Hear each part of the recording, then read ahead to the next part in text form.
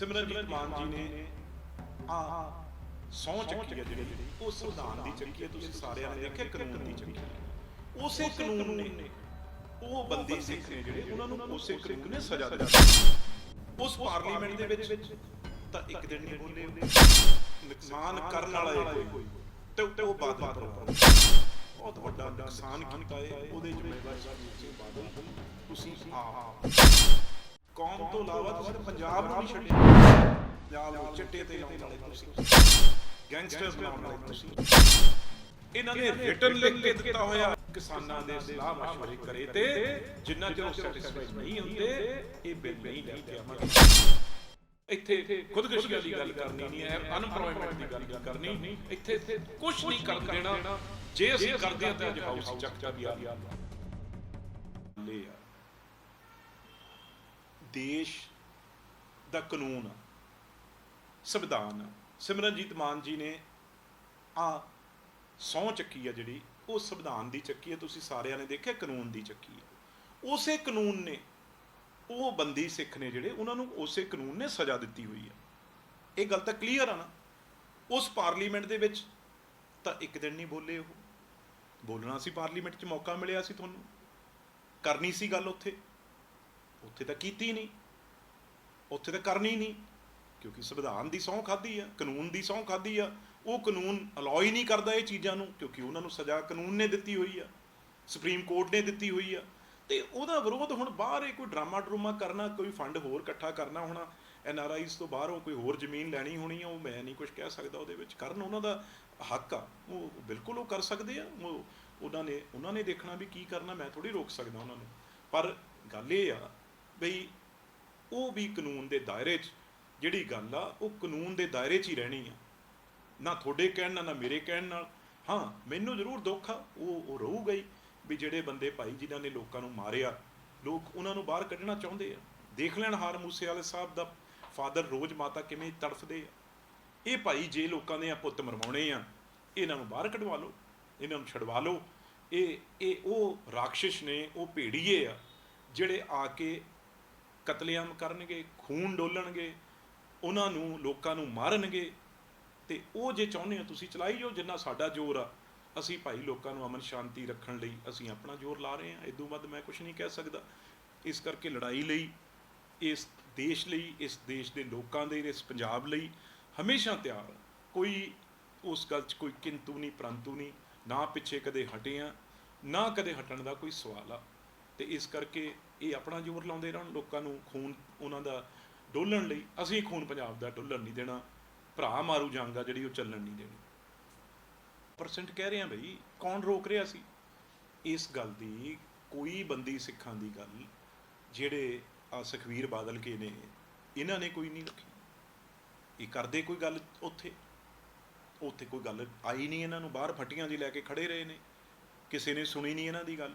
ਤੇ ਇਸ ਕਰਕੇ ਇੱਕ ਦੂਜੇ ਤੋਂ ਦੌੜ ਲੱਗੀ ਹੋਈ ਆ ਬਈ ਜਿਹੜੇ ਪੈਸੇ ਬਾਹਰੋਂ ਆਉਂਦੇ ਆ NRIਆਂ ਤੋਂ, ਕੁਝ ਲੋਕ ਜਿਹੜੇ ਉੱਥੇ ਬਾਹਰ ਚਲੇ ਗਏ ਤੇ ਉਹ ਗੁੰਮਰਾਹ ਹੋਏ ਨੇ। ਉਹ ਹੁਣ ਦੌੜ ਆ ਜਿਹੜੀ ਸੁਖਬੀਰ ਬਾਦਲ ਤੇ ਸਰਦਾਰ ਸਿਮਰਨਜੀਤ ਮਾਨ ਜੇ ਚੱਲੀ ਹੋਈ ਆ, ਤੇ ਉਹ ਭਾਈ ਫੰਡ ਆਉਂਦਾ ਹੈ। ਹੋਰ ਯਾਰ ਮੈਨੂੰ ਇਹ ਦੱਸੋ, ਕਿਸੇ ਵੀ ਫਿਰ ਇਹ ਮੇਰੇ ਨਾਲ ਗੁੱਸੇ ਹੁੰਦੇ ਆ, ਮੈਨੂੰ ਇਹ ਦੱਸੋ ਵੀ ਇਹਨਾਂ ਦੇ ਕਿਸੇ ਪਰਿਵਾਰ ਦੀ ਕੀ ਕੁਰਬਾਨੀ? ਮੈਨੂੰ ਇੱਕ ਤਾਂ ਦੱਸ ਦਿਓ ਵੀ ਕਿਸੇ ਦਾ ਬੱਚਾ, ਚਾਹੇ ਪੁਲਿਸ ਵੱਲੋਂ ਹੋਵੇ, ਚਾਹੇ ਟੈਰਰਿਜ਼ਮ ਵੱਲੋਂ ਹੋਵੇ, ਕਿਸੇ ਦਾ ਕੋਈ ਸ਼ਹੀਦ ਹੋਇਆ?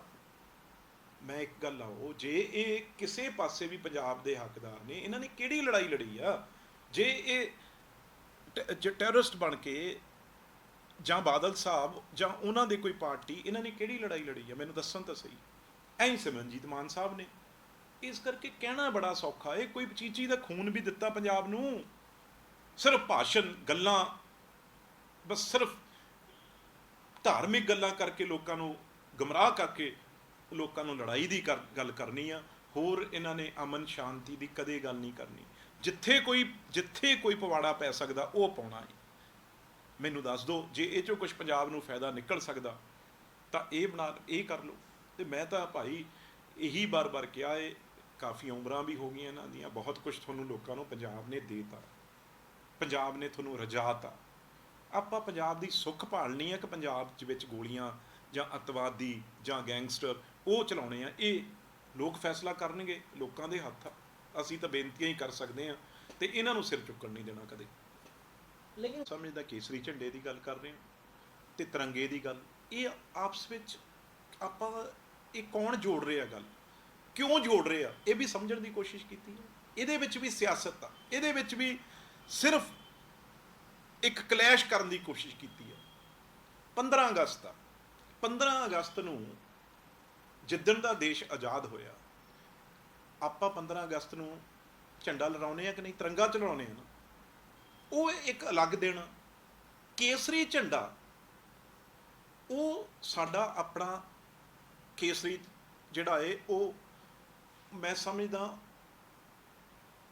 ਉਹਦੇ ਨਾਲ ਕੋਈ ਹਾਂ, ਮੈਂ ਇਹ ਵੀ ਕਹਿਣਾ ਵੀ ਜਿਹਨੇ ਕੇਸਰੀ ਝੰਡਾ ਲਹਿਰਾਉਣਾ ਉਹਨੂੰ ਵੀ ਕੌਣ ਰੋਕ ਸਕਦਾ। ਕੇਸਰੀ ਝੰਡਾ ਹੈ ਜਿਹੜਾ, ਉਹ ਸਾਡਾ ਆਪ ਦਾ ਝੰਡਾ ਹੈ, ਕੌਮ ਦਾ ਝੰਡਾ ਹੈ, ਉਹਨੂੰ ਵੱਧ ਤੋਂ ਵੱਧ ਲਹਿਰਾਉਣਾ ਚਾਹੀਦਾ। ਪਰ ਇਹ ਗੱਲ ਕਰਨੀ, ਮੈਨੂੰ ਇਹ ਸਮਝਾਓ, ਕੇਸਰੀ ਝੰਡਾ ਤਾਂ ਹਰ ਵਕਤ ਝੂਲਦਾ ਤੇ ਝੂਲਦਾ ਹੀ ਰਹਿਣਾ, ਉਹਨੂੰ ਨਹੀਂ ਕੋਈ ਰੋਕ ਸਕਦਾ। ਪਰ ਇਹ ਗੱਲ ਨਾਲ ਕਿਉਂ ਜੋੜਦੇ ਆ, ਮੈਨੂੰ ਨਹੀਂ ਸਮਝ ਆਉਂਦੀ।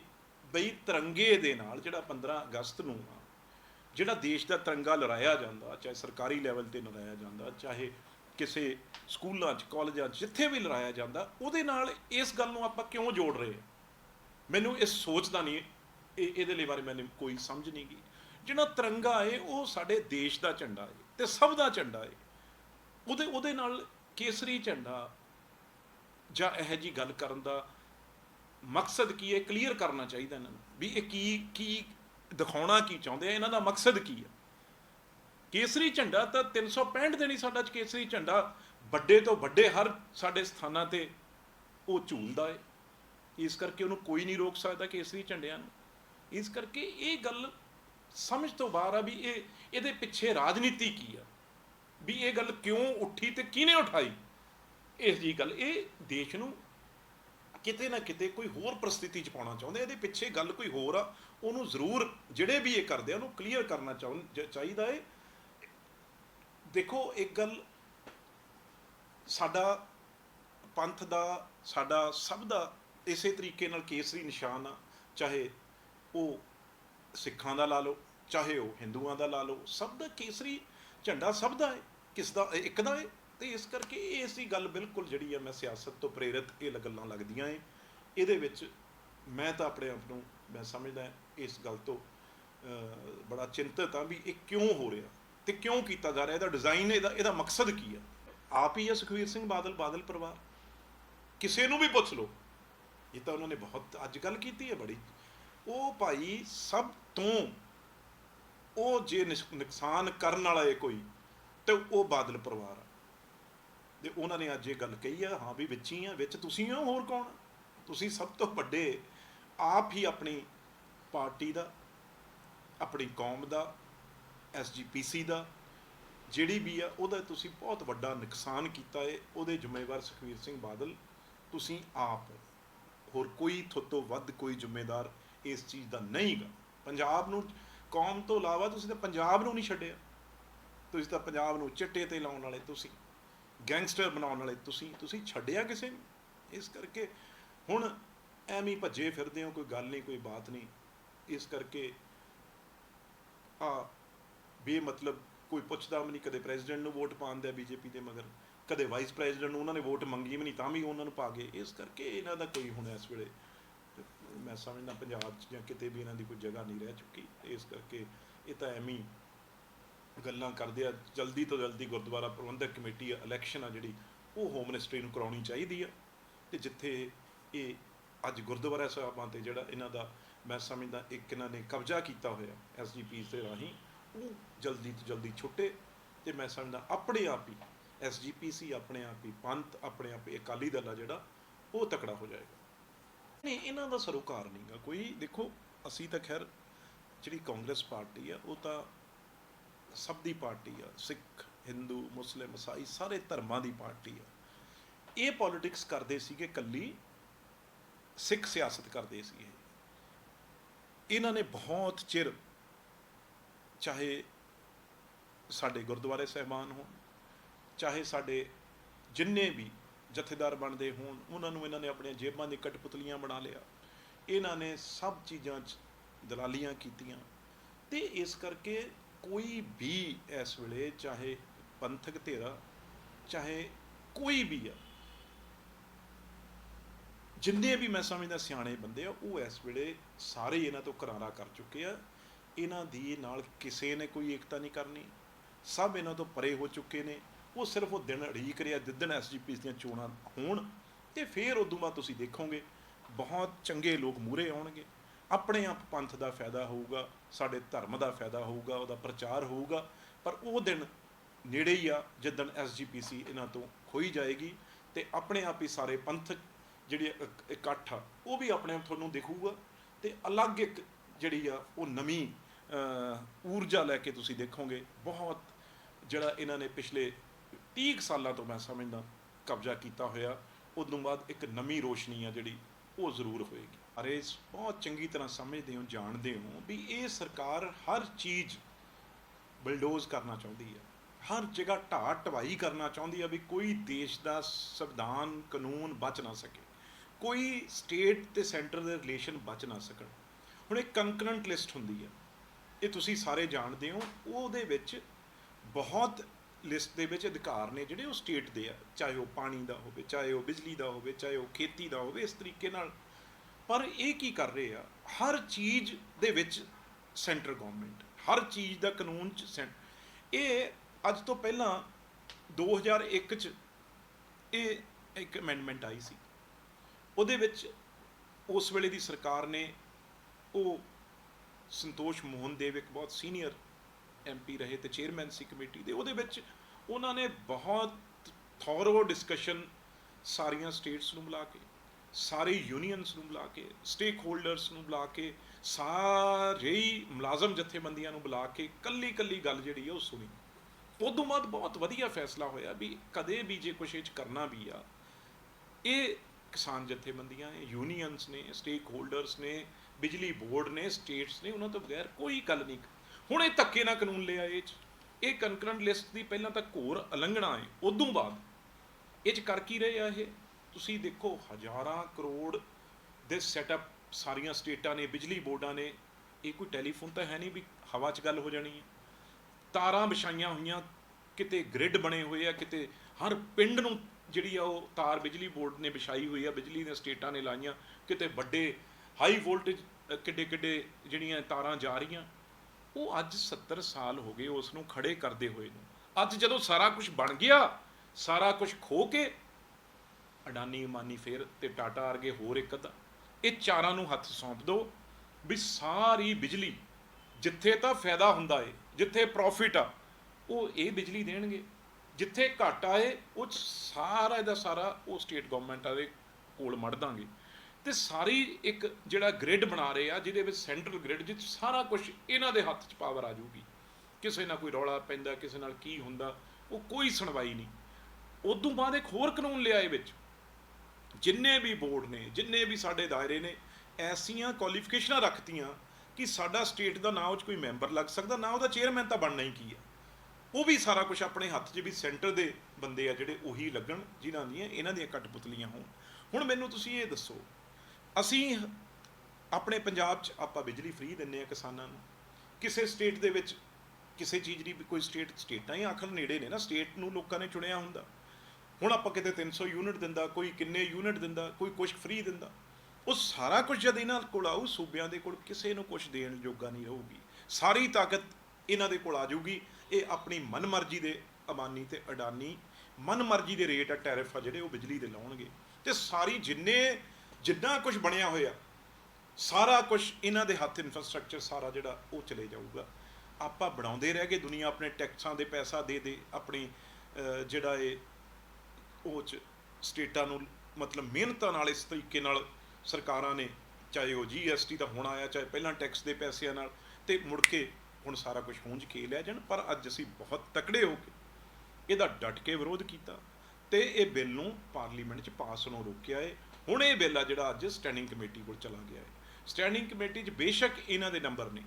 ਇੱਕ ਮੈਂ ਹੋਰ ਗੱਲ ਦੱਸ ਦੇਵਾਂ ਤੁਹਾਨੂੰ, ਤੁਸੀਂ ਸਾਰਾ ਕਵਰ ਕੀਤਾ ਇਹ ਐਜੀਟੇਸ਼ਨ ਕਿਸਾਨ, ਉਹਦੇ ਵਿੱਚ ਸਭ ਤੋਂ ਮੁੱਢਲੀ ਸ਼ਰਤ ਇਹ ਸੀ, ਇਹਨਾਂ ਨੇ ਰਿਟਨ ਲਿਖ ਕੇ ਦਿੱਤਾ ਹੋਇਆ ਬਈ ਅਸੀਂ ਇਹ ਜਿਹੜਾ ਇਲੈਕਟ੍ਰਿਸਿਟੀ ਅਮੈਂਡਮੈਂਟ ਬਿੱਲ ਆ ਇਹ ਵਿਦਆਊਟ ਕਿਸਾਨਾਂ ਦੇ ਸਲਾਹ ਮਸ਼ਵਰੇ ਕਰੇ ਤੇ ਜਿੰਨਾ ਚਿਰ ਉਹ ਸੈਟੀਸਫਾਈਡ ਨਹੀਂ ਹੁੰਦੇ ਇਹ ਬਿੱਲ ਨਹੀਂ ਲੈ ਕੇ ਆਵਾਂਗੇ। ਕੋਈ ਕਿਸਾਨ ਜਥੇਬੰਦੀਆਂ ਨਾਲ ਗੱਲ ਨਹੀਂ ਕੀਤੀ, ਚੁੱਕ ਕੇ ਲੈ ਜਾਂਦਾ ਪਾਰਲੀਮੈਂਟ 'ਚ, ਤੇ ਅੱਜ ਇਹਨੂੰ ਬਿੱਲ ਨੂੰ ਰੋਕਿਆ ਏ। ਤੇ ਆਉਣ ਵਾਲੇ ਦਿਨਾਂ 'ਚ ਇੱਕ ਕੁਛ ਚੰਗੀ ਗੱਲ ਹੋਈ ਆ, ਸਾਰੀਆਂ ਆਪੋਜੀਸ਼ਨ ਪਾਰਟੀਆਂ ਇਕੱਠੇ ਹੋ ਕੇ ਪਈਆਂ ਏ, ਇਕੱਠੇ ਹੋ ਕੇ ਇਹਨਾਂ ਨੂੰ ਇਸ ਬਿੱਲ ਲਈ ਮਜਬੂਰ ਕੀਤਾ ਵਾਪਸ ਲੈਣ ਲਈ। ਤੇ ਇਹ ਲੜਾਈ ਆਉਣ ਵਾਲੇ ਦਿਨਾਂ 'ਚ ਲੜਦੇ ਰਵਾਂਗੇ। ਆਸ ਆ ਜਿਹੜੀ ਕਮੇਟੀ ਬਣੀ ਆ, ਪਾਰਲੀਮੈਂਟ ਕਮੇਟੀ ਜਿਹੜੀ ਹੁੰਦੀ ਆ, ਉਹਦੇ ਵਿੱਚ ਸਟੇਕ ਹੋਲਡਰਸ, ਕਿਸਾਨ ਜਥੇਬੰਦੀਆਂ, ਸਾਰੀਆਂ ਯੂਨੀਅਨਸ, ਸਾਰੀਆਂ ਸਟੇਟਸ ਉਹਦੇ ਅੱਗੇ ਪੇਸ਼ ਹੋਣਗੀਆਂ ਤੇ ਜਿਹੜੀ ਚੀਜ਼ ਉਹ ਆਪਣੀ ਰੱਖਣਗੇ, ਲੱਗਦਾ ਹੈ ਵੀ ਅਗਲੀ ਵਾਰ ਜਦੋਂ ਇਹ ਬਿੱਲ ਆਏਗਾ ਤੇ ਉਹ ਅਮੈਂਡਮੈਂਟਸ ਨਾਲ ਆਏਗਾ ਜਿਹੜੇ ਸਾਰੇ ਸਟੇਕ ਹੋਲਡਰਸ ਦੱਸਣਗੇ। ਜੇ ਨਹੀਂ ਆਏਗਾ ਤਾਂ ਫਿਰ ਵਿਰੋਧ ਕਰਨ ਲਈ ਡਟੇ ਹੋਏ ਆ ਤੇ ਕਦੇ ਪਿੱਛੇ ਨਹੀਂ ਹਟਦੇ ਇਸ ਗੱਲ ਤੋਂ। ਇਹ ਇੱਕ ਵਾਰ ਤੁਸੀਂ ਕਿਸਾਨ ਇਸੇ ਤਰੀਕੇ ਨਾਲ ਬਿੱਲ ਲਿਆ ਕੇ ਦੇਖਿਆ ਸੀ, ਫਾਰਮਰਸ ਮੂੰਹ ਦੀ ਖਾਣੀ ਪਈ, 700 ਕਿਸਾਨ ਸਾਨੂੰ ਸ਼ਹੀਦ ਕਰਾਉਣੇ ਪਏ। ਤੇ ਅੱਗੇ ਵੀ ਜੇ ਇਹੋ ਜਿਹੀਆਂ ਗੱਲਾਂ ਕਰੋਗੇ ਸ਼ਹਾਦਤਾਂ ਤੋਂ ਨਾ ਕਿਸਾਨ ਪਿੱਛੇ ਹਟਦੇ ਆ ਨਾ ਮਜ਼ਦੂਰ। ਇਸ ਕਰਕੇ ਇਹ ਬਿੱਲ ਹੱਕ 'ਚ ਲੈ ਕੇ ਆਓ, ਜਿਨ੍ਹਾਂ ਕਰਕੇ ਮੈਂਡੇਟ ਦਿੱਤਾ ਹੈ ਤੁਹਾਨੂੰ। ਜੇ ਤੁਸੀਂ ਇਮਾਨੀ ਡਾਨੀ ਦੇ ਭਾਈ ਉਹਨਾਂ ਤੋਂ ਫੰਡ ਲੈ ਕੇ ਸਾਰਾ ਕੁਝ ਕਰਨਾ, ਫਿਰ 24 'ਚ ਲੋਕ ਤੁਹਾਨੂੰ ਰਿਜ਼ਲਟ ਦੇ ਦੇਣਗੇ, ਬੇਫਿਕਰ ਰਹੋ। ਲੋਕੀ ਸਾਰਾ ਸਮਝ ਚੁੱਕੇ ਆ। ਆ ਪਾਰਲੀਮੈਂਟ ਸੈਸ਼ਨ ਚੱਲਿਆ ਇੱਕ ਦਿਨ ਵੀ, ਅੱਜ ਚੁੱਪ ਕਰਕੇ ਜੀ ਕੀਤਾ ਉਠਾਤਾ 5:30 ਵਜੇ ਹਾਊਸ। ਕਿਉਂ? ਕਿਉਂਕਿ ਇੱਥੇ ਗਰੀਬ ਦੀ ਗੱਲ ਨਹੀਂ ਕਰਨੀ, ਮਜ਼ਦੂਰ ਦੀ ਗੱਲ ਨਹੀਂ ਕਰਨੀ, ਡੀਜ਼ਲ ਪੈਟਰੋਲ ਦੀ ਗੱਲ ਨਹੀਂ ਕਰਨੀ, ਇੱਥੇ ਖੁਦਕੁਸ਼ੀਆਂ ਦੀ ਗੱਲ ਕਰਨੀ ਨਹੀਂ, ਅਨਪਲੋਇਮੈਂਟ ਦੀ ਗੱਲ ਨਹੀਂ ਕਰਨੀ, ਇੱਥੇ ਕੁਛ ਨਹੀਂ ਕਰਨ ਦੇਣਾ। ਜੇ ਅਸੀਂ ਕਰਦੇ ਹਾਂ ਤਾਂ ਅੱਜ ਹਾਊਸ ਹੀ ਚੱਕਤਾ ਵੀ ਆ ਲਓ, ਅਸੀਂ ਨਹੀਂ ਕਰਨ ਦਿੰਦੇ। ਇਸ ਕਰਕੇ ਤਾਨਾਸ਼ਾਹ ਸਰਕਾਰ ਆ, ਬਹੁਤ ਮਤਲਬ ਨਾਦਰਸ਼ਾਹੀ ਇਹ ਹੁਕਮ ਜਾਰੀ ਕਰਦੇ ਆ, ਜਿਹਦਾ ਮੈਂ ਸਮਝਦਾ ਤਾਕਤ ਤਾਂ ਅਸਲੀ ਲੋਕਾਂ ਦੇ ਹੱਥ ਆ। ਉਹਨਾਂ ਨੇ ਜਦੋਂ ਡੋਰ ਖਿੱਚਣੀ ਆ ਨਾ मोदी साहब पता नहीं लगना, तो वो टाइम आ गया। अच्छा बिट्टू जी, जिस तरीके से विरोध पंजाब के सभी पार्टियां कर रही हैं, क्या लगता है कि सबको एकजुट होकर इस पर बात रखनी चाहिए? नहीं, ये गल चंगी आ। इस बार मैं समझदा सारियां ही पार्टियां इस गल ते बहुत डट के इहदा विरोध किया है, सारे देश 'च ही। पंजाब 'च भी मैं तुहानूं दवाना, असीं सारे मैंबर पार्लीमेंट जिन्ने भी हैं, बीजेपी का तक एक MP वो कदे आए नहीं, पर असीं कमेटी 'च भी अगे भी ਤੇ ਅੱਜ ਵੀ ਅਸੀਂ ਸਾਰਿਆਂ ਨੇ ਰਲ ਮਿਲ ਕੇ ਇਸ ਬਿੱਲ ਨੂੰ ਰੋਕਿਆ ਹੈ। ਇਹ 'ਚ ਕੋਈ ਸ਼ੱਕ ਨਹੀਂ, ਸਭ ਨੇ ਏਕਤਾ ਦਿਖਾਈ ਆ। ਇਹ ਚੰਗੀ ਗੱਲ ਆ, ਇਹ ਕੋਈ ਨਿੱਜੀ ਕੰਮ ਨਹੀਂ ਕਿਸੇ ਦਾ।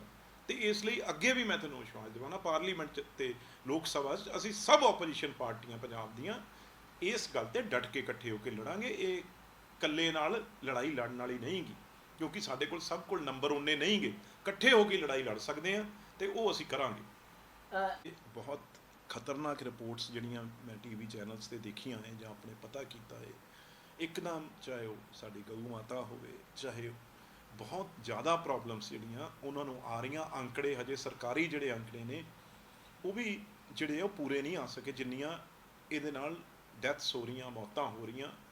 ਇਹ ਇੱਕ ਸਰਕਾਰ ਨੂੰ ਬਹੁਤ ਛੇਤੀ ਇਹ 'ਤੇ ਕੰਟਰੋਲ ਕਰਨਾ ਚਾਹੀਦਾ। ਇਹ 'ਤੇ ਡਾਕਟਰਾਂ ਦੀਆਂ ਟੀਮਾਂ ਬਣਾ ਕੇ ਵੱਡੀਆਂ ਗਊਸ਼ਾਲਾ ਹੈ ਜਿੱਥੇ ਉੱਥੇ ਭੇਜਣੀਆਂ ਚਾਹੀਦੀਆਂ। ਇਹਦਾ ਵੱਡਾ ਪ੍ਰਬੰਧ ਆ ਜਿਹੜਾ ਉਹ ਕਰਨਾ ਚਾਹੀਦਾ। ਇਹ ਵੀ ਦੇਖਣਾ ਪਏਗਾ ਕਿਉਂਕਿ ਉਹਨਾਂ ਦੇ ਦੁੱਧ ਆਪਾਂ ਸਾਰੇ ਪੀਂਦੇ ਆ, ਦੁੱਧ ਦੇ ਸੈਂਪਲ ਜਲਦੀ ਤੋਂ ਜਲਦੀ ਲੈਣੇ ਚਾਹੀਦੇ ਆ ਵੀ ਉਹਦੇ ਵਿੱਚ ਕੋਈ ਵੀ ਐਸੀ ਗੱਲ ਨਾ ਹੋਵੇ, ਉਹ 'ਚ ਕੋਈ ਐਸੇ ਕੀਟਾਣੂ ਨਾ ਹੋਣ ਜਿਹੜੇ ਕਿ ਹਾਨੀਕਾਰਕ ਹੋਣ।